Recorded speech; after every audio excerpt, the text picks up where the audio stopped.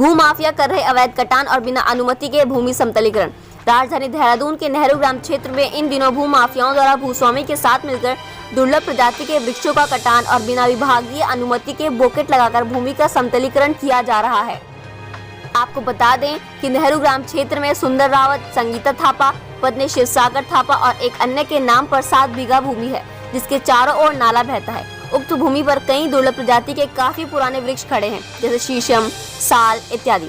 बताया जा रहा है कि उक्त भूस्वामी भू माफियाओं के साथ मिलकर इस भूमि पर प्लॉटिंग करने की फिराक में है।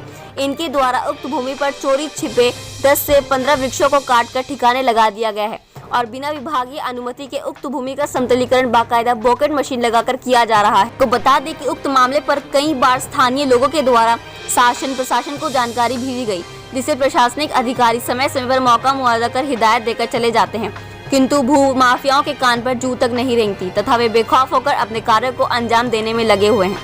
यहाँ तक कि नगर निगम मेयर सुनील उनियाल गामा जी स्थानीय लोगों की शिकायत पर मौका निरीक्षक कर चुके हैं और संबंधित विभाग को उक्त मामले पर मौखिक तौर पर जांच के निर्देश भी दे चुके हैं, पर भू माफियाओं और भूस्वामी को इससे कोई फर्क नहीं पड़ रहा है। अब यह सवाल उठता है कि आखिर भू माफिया को किसका संरक्षण प्राप्त है, जो इतने विरोध के बावजूद भी बेखौफ होकर बिना किसी विभागीय अनुमति के बॉकेट मशीन लगाकर भूमि समतलीकरण कर रहा है, दुर्लभ प्रजाति शीशम, साल जैसे वृक्षों को काट रहा है। उक्त मामले पर जब भूस्वामी से पूछा गया तो उनके द्वारा हमारे किसी भी सवाल का जवाब नहीं दिया जा सका और न ही कोई अनुमति पत्र उसके द्वारा प्राप्त हुआ है।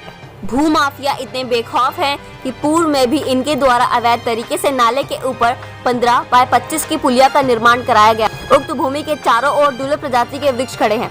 जानकारों के अनुसार यह भी बताया गया है कि उक्त भूमि में 1 से 2 बीघा जमीन कब्रिस्तान की है तथा यह उसे भी कब्जा करना चाहते हैं। साथ ही साथ उक्त भूमि के चारों ओर नाले पर पुख्ता निर्माण करने के लिए भी भारी मात्रा में खनन सामग्री, बड़े बड़े पत्थर भी इकट्ठा किए हुए हैं।